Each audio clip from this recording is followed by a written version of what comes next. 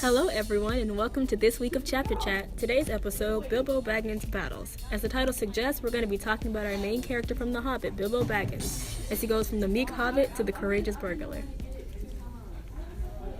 At first, he was reluctant to join the journey with Gandalf and the dwarves, but he was coerced into partaking, and this led to a series of unfortunate events. Do you really think it was unfortunate for him, or do you think he was already kind of excited about going? Well, he was not excited. Yeah, the whole time he was debating I want to go home and stuff like that. So I don't think he ever really wanted to. And I think at the same time he was having a lot of fun because his life is so boring. He just kind of eats and sleeps the day and things like that. Yeah, so. I think he definitely changed but it. Yeah. Not at the beginning. But at the very start, I feel like Bilbo was really reluctant to because he wanted to fit into the role of a hobbit, I guess, since they're known to be sort of his boring. family, living up to his family's expectations and stuff. Yeah, that's true. Okay. Bilbo's first battle was against the Trolls, where he decides to test his skill for the first time. He is ultimately captured, and both the dwarves and the hobbits have to be rescued by Gandalf.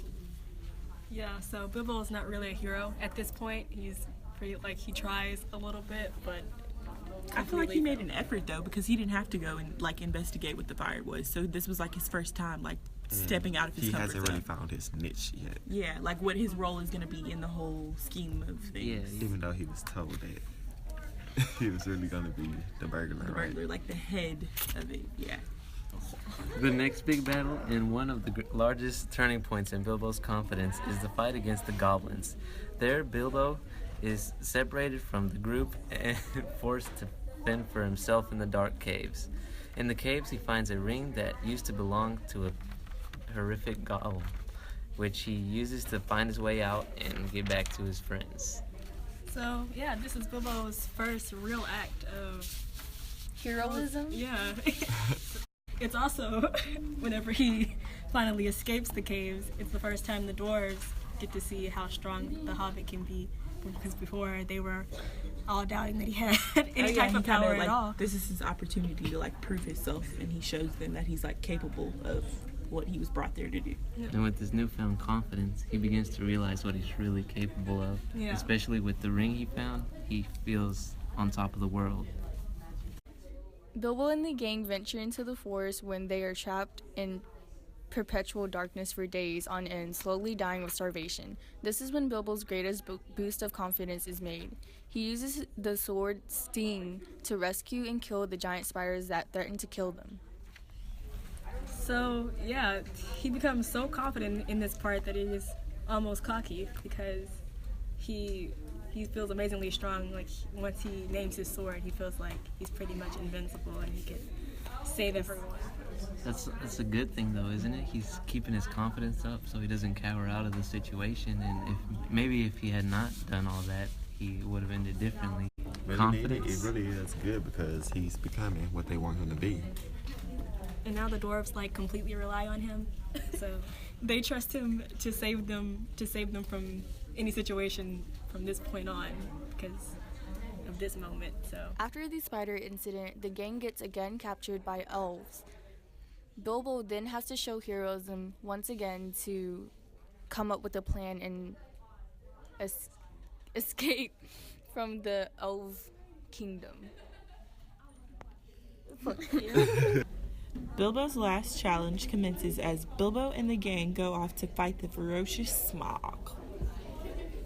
So this is their big thing because this is what they set out to do in the first place. Yeah. Thorin's first command to Bilbo was for him to go and explore. The first time he goes down, the dragon is sleeping, or he's pretending to sleep or something, and Bilbo steals a cup from the dragon's lair and comes back out to show his friends. Well, that's really important because it contrasts with the first time they sent him to go look at the fire, and he is unsuccessful and he's thievery, I guess you could say. But then this time he is successful, even though he gets the wrong thing. He kind of it's progression, I guess you could say. The second time he goes back down to talk to the dragon, he's able to flatter the dragon, to trick him into showing him his biggest weakness, which is a small chink in his armor of jewels and gold, killing everything around them. So And I think after that is when Bilbo leads all of them down into where all the treasure was hidden. And I think that's when he finds the stone. Yeah, and didn't he like try to keep the stone for himself because of the way he was being treated by the dwarves? Yeah, and I think Pretty selfish. yeah, he was selfish. And, yeah, pretty much. I think his decision to keep the stone really showed how he was being influenced by the dwarves. How at first he was really timid, and I don't think he would have ever thought to keep the stone for himself. Oh yeah, he was like really giving when he first met them, and like super like lenient, I guess you could say. And then, yeah. Yeah. And he finally felt that he also deserved a piece of this. And Yeah, because he was finally actually the thief, the burglar yeah. of the He group. just lived up to his title. On the other side of the story, we visit the Lakemen, where Smaug is coming to attack them. Though the Lakemen saw signs of Smaug coming, so they begin to prepare to fight him off, I guess. And so we meet Bart, who is an expert arrowman. Bart? Bard. And as Bard is preparing his last arrow to kill the dragon, the thrush comes and tells him about the dragon's weak spot in his armor, which allows Bard to target his arrow there and actually kill Smaug. I think although Bilbo is supposed to be the hero and the protagonist of the story, I at first found it weird that he wasn't the actual person to kill Smaug. Yeah, I was sure he'd be the one to kill them, but he ended up not being able to. But I guess he is important because that's why he's one of the main reasons the dragon gets killed. He's just not the one to do it. I guess he doesn't have the skills to kill a dragon. He just has his knowledge. So that's what he's important for. He found a weak spot, so I guess that's his importance in the role of the dragon being killed. Right, because if he wasn't telling the dwarves about the dragon's weak spot before, the thrush wouldn't have heard it and been able to tell Bard about it. Ready? After Bard kills Smaug, he finally decides to go to the Lonely Mountain to reclaim the gold that Smaug has left behind. However, when he gets there, he finds that the dwarves are still alive, even though they were believed to be dead at this point. And that Thorin, the head of the dwarves, refused to give up any of the gold, believing that he owns all of it because it was his family's gold. However, Bilbo, unlike the other dwarves, is tired of this journey and wants to go back home. So he decides to go and meet Bard to give him the Arkenstone as a negotiation tool to talk to Thorin and hopefully convince him to give up. And Bilbo also did argue that the Arkenstone that he took and gave away was his fair share of the treasure. Yeah. And he did what he wanted to do. Soon afterwards, This is when, like, the goblins or something arrive, right? Right. And both the dwarves and the lake people hate goblins, so they team up together to fight against the goblins. Right. So, And it was called the War of Five Armies, I think. yeah. And During the war, as everyone's fighting, Bilbo gets knocked out by a rock.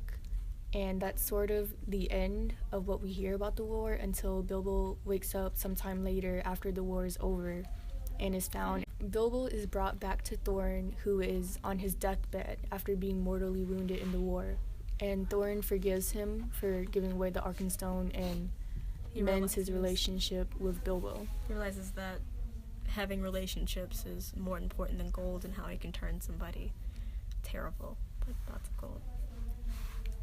After discussing how the war ended and the arrival of the eagles to help them, Bilbo and Gandalf start their journey back home. And whenever Bilbo finally reaches home, he finds that all of his stuff is being auctioned off because all of the other hobbits assumed he was dead.